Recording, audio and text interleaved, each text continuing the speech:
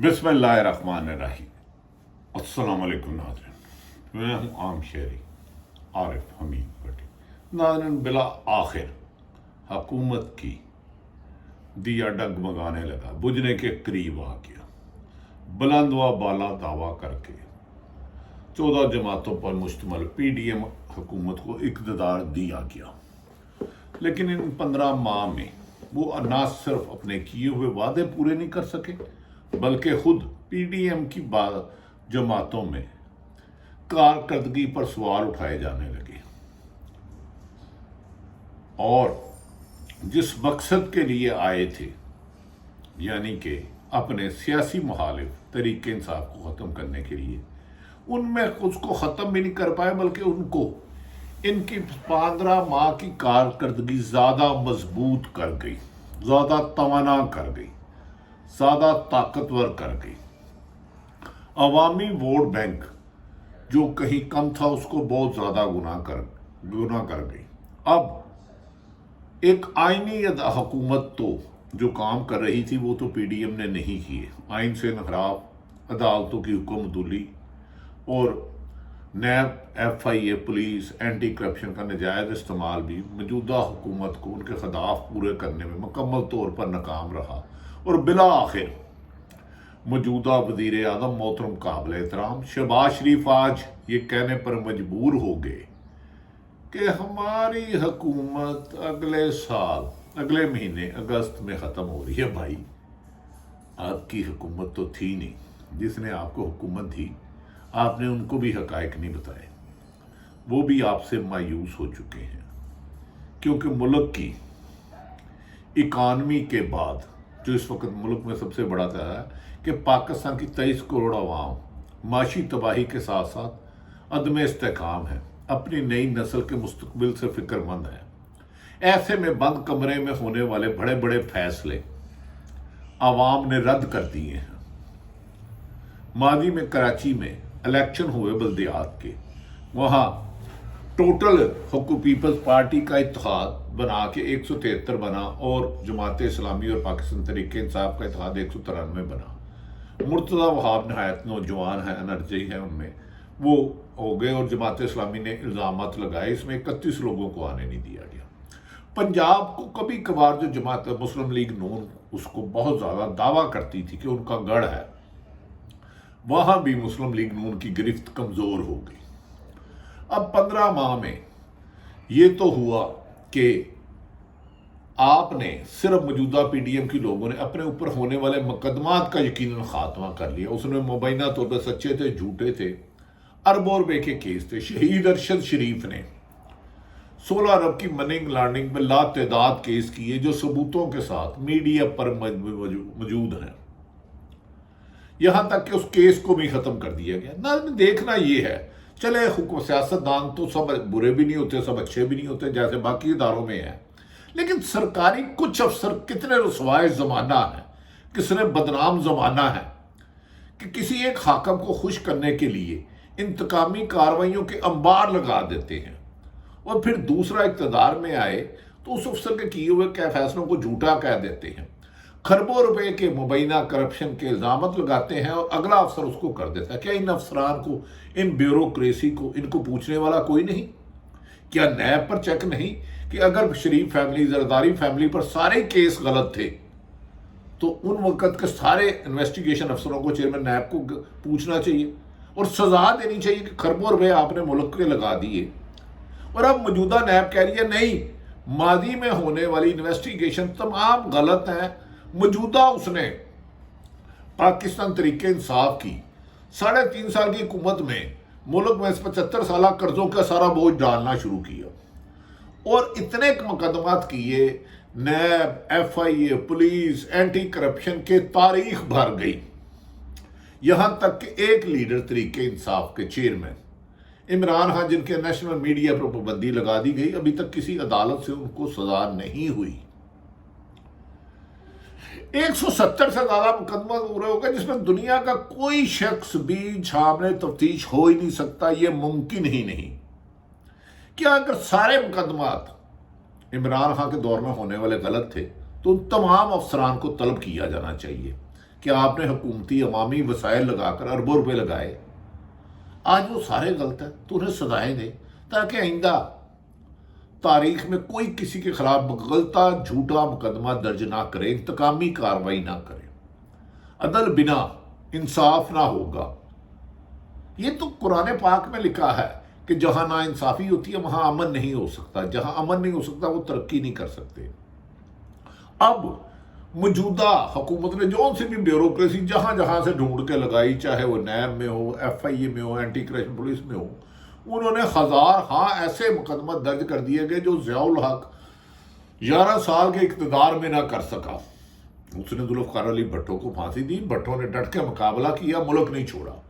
بے نظیر کی زندگی کو خطرہ تھا، وہ واپس 2007 میں آئی اور شہید ہو گئی کراچی میں، کارسازی بچ گئی لیکن پنڈی گئی۔ لیکن اب آپ اس جماعت کو دے رہے ہیں جس کے لیڈر پہلے بھی مشرف کے ساتھ ڈیل کر کے راتوں رات چلے گئے اور 10 سال کی ڈیل کی ملک میں نہیں آئیں گے، اور جس کا ریکارڈ گواہ ہے یہ ساری زبانی باتیں کوئی نہیں ہیں۔ اس لیڈر کو پھر انہوں نے بھیج دیا، عمران خان کی حکومت میں ہوتے ہوئے بھیج دیا۔ کس نے بھیجا؟ اب جو جتنے بھی مقدمات درج ہو رہے ہیں، کیا یہ سارے سچے ہیں یا جھوٹے ہیں؟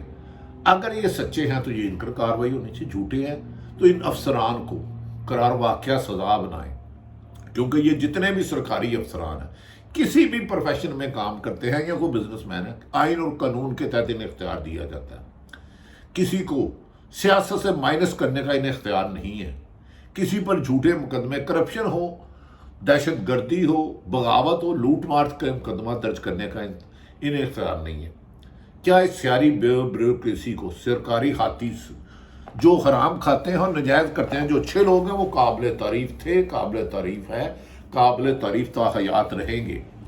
ان ناسوروں کو پکڑنا ہوگا جو سیاستدانیاں اقتدار کے حکمرانوں کے کہنے پر اپنے ان کے مخالفین کے پاس جھوٹے مقدمہ درج کرتے ہیں اور بعد میں عدالتوں میں ثابت نہیں کر پاتے۔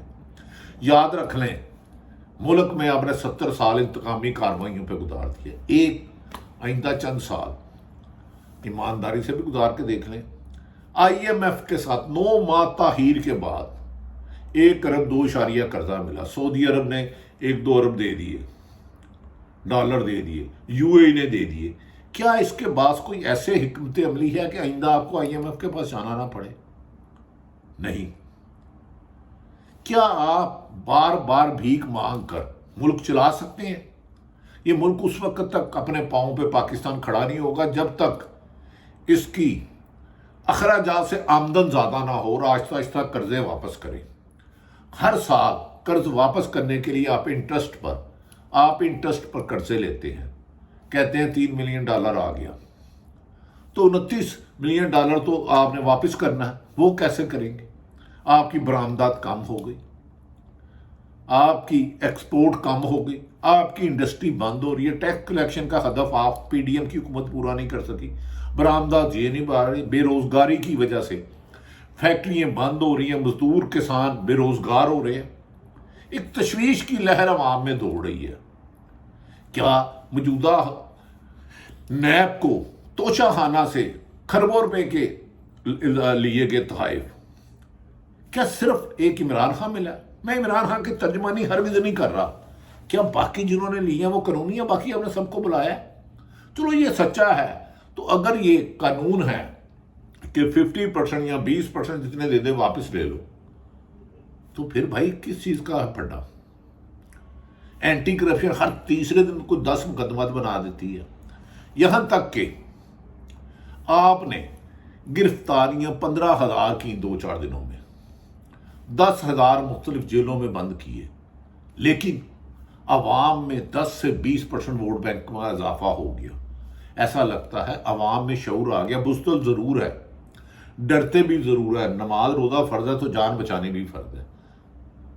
اب یہ سوچنا ہوگا پی ڈی ایم کی جماعتوں کو بیٹھ کے، تحریک انصاف کو بھی بیٹھنا چاہیے کہ اب ہم نے ماضی میں رنجشیں وقت مخالفت میں گزار دیا، اب ملک کی ترقی کے لیے جس نے بھی لوٹا ہے، چاہے پہلے دن سے لوٹا ہے یا آج لوٹ رہا ہے، ان سب کا احتساب ہو، لیکن انتقامی کارروائیوں کے دروازے بند کر دیں، عوام کے پاس جائیں۔ اب آپ کہہ رہے ہیں کہ اگست میں ہم الیکشن کرائیں گے، شہباز شریف سے فرماتے ہیں پیپلز پارٹی کہتی ہے 8 اگست کو کرا دیں گے، 3 مہینے کا ٹائم ملے گا۔